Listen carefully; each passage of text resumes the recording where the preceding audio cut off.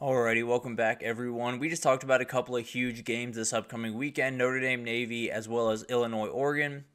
I do have the higher ranked teams winning those. I have Notre Dame as well as Oregon getting the wins there, but we got a couple of Big Ten games that are going to be really important as we head down to the stretch of the season, and a couple of maybe upset alerts here. So let's jump into these games, and we'll start with that Indiana-Washington game. A very interesting one going on in Bloomington, and the biggest one, or the biggest news going into this one, is Curtis Rourke, the starting quarterback for Indiana that has been one of the best quarterbacks in the entire country this year, will not play in this game. Taven Jackson, the backup quarterback, will get the start. He has started in the past, has not started this year, so definitely something to watch. But when he came in last week, he went 7 for 8, 91 yards, 2 touchdowns. In the year, he's 12 for 16, 225, and 3 touchdowns. He's been very, very effective in limited time, obviously, and definitely will be something to watch. Now, Washington, number 1 pass defense in the country, 127 yards allowed per game.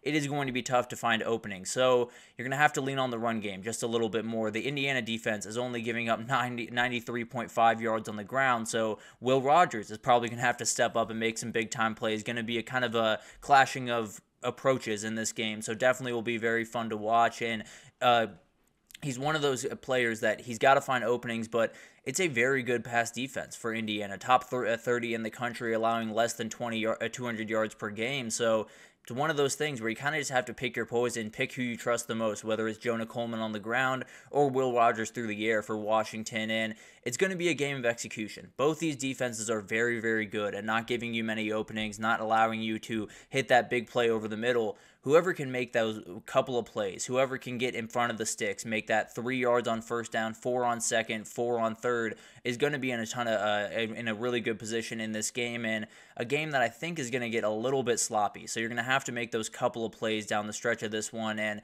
a couple of guys to watch. Tyson Lawson is huge for this team. He is one of those players at running back for Indiana that takes so much pressure off what Justice Ellison does and gives them one of the best 1-2 punches in the entire country at running back. They are so dangerous coming out of that backfield, and I think when you look at this game, you're going to need to take a lot of pressure off Taven Jackson if you can. And when you have 2 running backs like that, you're more than capable of it, but he's going to get a little bit more workload in this game, if I had to imagine, just by the circumstances of it going in. And then D'Angelo Pons is huge in this game. He came over with Kirk Cinetti from at JMU, was a fantastic player down there, and I think he's been just incredible this year. He's been absolutely awesome on the edge, and he's going to get Denzel Boston a lot, and that's actually the next player that I want to talk to you about, because Denzel Boston is a hugely important guy in this Washington offense, and you talk about Indiana, if they're going to stuff the run the way that they've been able to early parts of the year, Denzel Boston's going to be hugely important. Giles Jackson, another guy in that pass game that's very, very important in this game, and if they can get him out on the edge, then maybe he can just out-athlete some of these guys for Indiana. Very, very athletic kid, and one of those guys that would not be surprised at all if he was playing on Sundays here pretty soon. And then you got Carson Bruner in the center of that Washington defense, definitely the green dot guy for this team. And this Indiana offense is one of those that just has so many moving parts. It has so many guys that can hurt you. It has so many ways that they can get after you. And Taven Jackson has a little bit of that running ability that Curtis Rourke doesn't have so much. Maybe Carson Bruner just has to be an elite communicator in this game to keep everyone in line, to keep everyone where they need to be, and then Indiana's offense is not quite as explosive as it has been to start the season. So definitely a hugely important player just to make sure they can handle this offense that can hit you from all types of directions.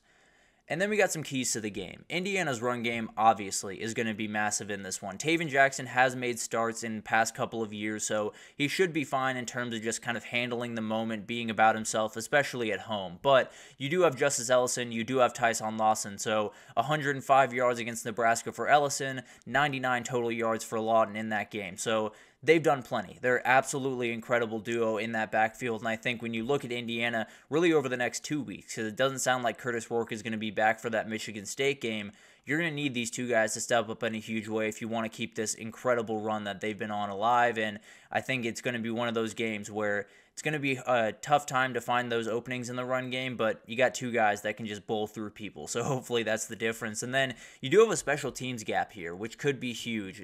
Washington is 119th in the country when it comes to field goal conversion. Only 59% of the field goals they are converting. On the other hand, for Indiana, they've been perfect this year in field goals, and that could be the difference. In one of these games that is going to be a little bit run heavy, it's going to be a little bit slow, and kind of these defenses probably winning the day. Maybe it comes down to one kick, one way or the other, and that could be the difference. And then, can Washington get home? Because you talk about a backup quarterback playing in one of his first starts in the last little bit, taking over for a quarterback that had been playing just elite level football for Indiana. Getting to him could force some mistakes, and Zach Durfee, 2.5 sacks this year, Tutu Pala, 2.5 sacks as well this year. If they can get after Taven Jackson, then I think a couple of those mistakes could come, and maybe Washington can pull this upset. I think this one's going to get a little bit gross. I think this one's going to be a little bit defensive, a little bit of a run game that just comes down to those couple of plays, and I trust Indiana to make those plays. I think they have that winning culture about them. I think they have that thing in them that Curt Cignetti has brought over, that when it really matters, when they have to make the plays, they will make them. Now, it's one of those sketchy games, and if they can't win it, then that season that has been absolutely incredible to watch does kind of come to an end. They still have a little bit of a path to make something happen, but with Ohio State still lurking on that schedule, you very badly need this win. I do think Indiana gets it, but definitely one to watch this upcoming weekend.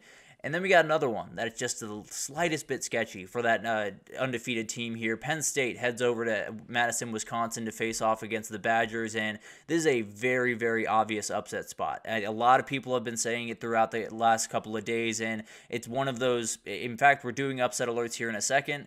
This would definitely be on there. If we weren't breaking it down in full, we absolutely would have this on there, because Penn State has Ohio State next week. Wisconsin's been winners of 3 straight.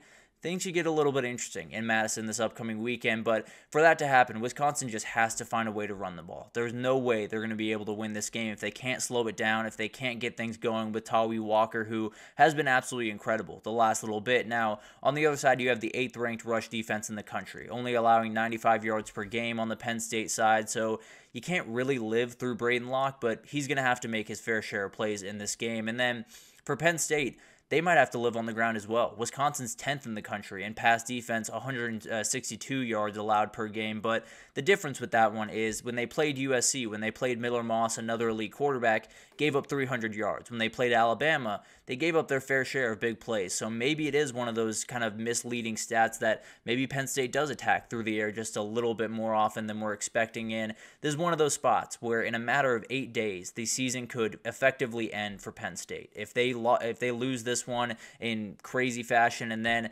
invite Ohio State into town, you could be 10-2 and be in a weird spot for a CFP spot going forward. So Penn State's really got to handle this one. This is a very, very interesting game. Wisconsin has a lot of the external factors in their favor, but Penn State feels a little bit different this year to me. But it's one of those games that in the past you definitely worry about Penn State with, and I'm definitely worried about them this weekend. But a couple of players to watch. Liam Clifford, I think, is hugely important for this team and really this offense going forward throughout the season. But this offense has been really good. It's been able to make all the plays that it needs to make. Drew Aller's taken that step forward.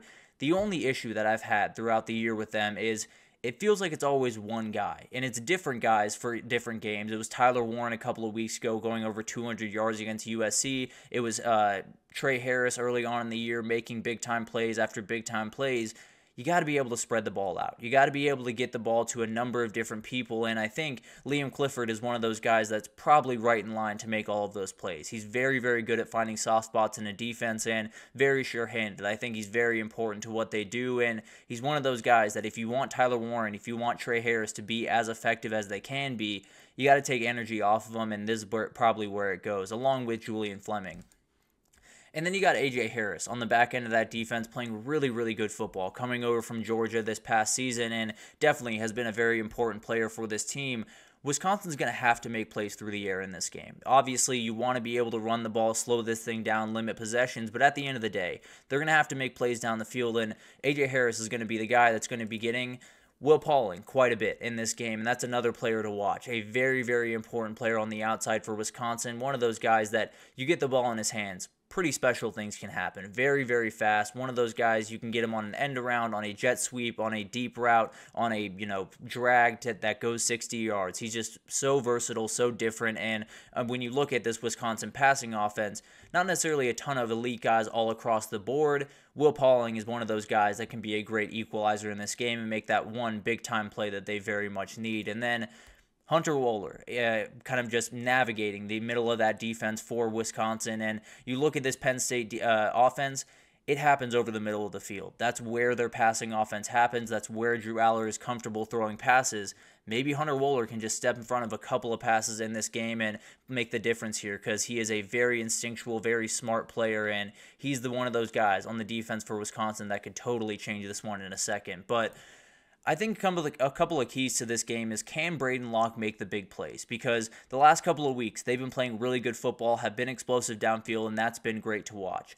They've also played 3 teams that are nowhere near what Penn State is, so they have to be very, very careful as they head into this one. And with the rush defense on the other side, ball's going to be in number 18's hands a lot, and he's going to have to make some plays downfield. He's going to have to make some throws that he hasn't quite made early on in the year. So definitely something that's going to be hugely important, and it's one of those moments that a lot of your dreams can come true for Braden Locke, or a lot of your nightmares can come true with this Penn State pass rush. But then the other thing that I'm interested to watch is this Penn State offensive attack. We talked about it in the open, but they're giving up, or Wisconsin's pass defense has been really great. They also gave up 300 yards to USC and big plays against Bama. Does Penn State attack through the air, or are they more than content of just living on the ground, pounding the rock, and then getting out with a running and defensive win in this one? So definitely will be interesting to watch how Andy Kotelnicki goes about this. He likes taking those shot plays, and I don't necessarily think it's going to perturb him to take those. So definitely will be fun to watch, and definitely we'll see just how much trust he has in Drew Aller going into this one. And then who can get home? This is kind of an sharpens iron type matchup on both sides, because Penn State has 14 sacks on the year, has only allowed 6. Wisconsin has 12 sacks, has only allowed 5. So both of them, the defensive lines against the offensive lines, are going to be strength on strength. Who can win those matchups is going to be hugely important, because both these quarterbacks, while Drew Aller's a little bit further along, a little bit inexperienced. If you can get after him, maybe a couple of those mistakes come, and definitely will be a big difference in this game. But at the end of the day, I think Penn State has enough on the ground to win this one. I think they're going to live on the ground a little bit with Nick Singleton, with Katron Allen. They're going to say, that pass defense that maybe we can test from time to time. I don't think they're going to need to test it very often. I think they're going to be able to lean on this team. I think they're going to get this pretty comfortable win and continue moving on their way. And then they'll get into the big one against Ohio State. That's the one that could change their season one way or the other. So definitely going to be gearing up for that one. And maybe they're in a little bit of a look-ahead spot, but I'll give them the benefit of the doubt. I'm going to pick the Nittany Lions there, and it's going to be a really fun game. I can almost promise you that. But let's take our third break here, and when we come back, we got to talk about some upset alerts. I have 6 for you, but frankly, you could probably find about 20 on the list for this upcoming weekend, because I think it's going to get a little bit bonkers. But we'll break them down right after this, so stick with us.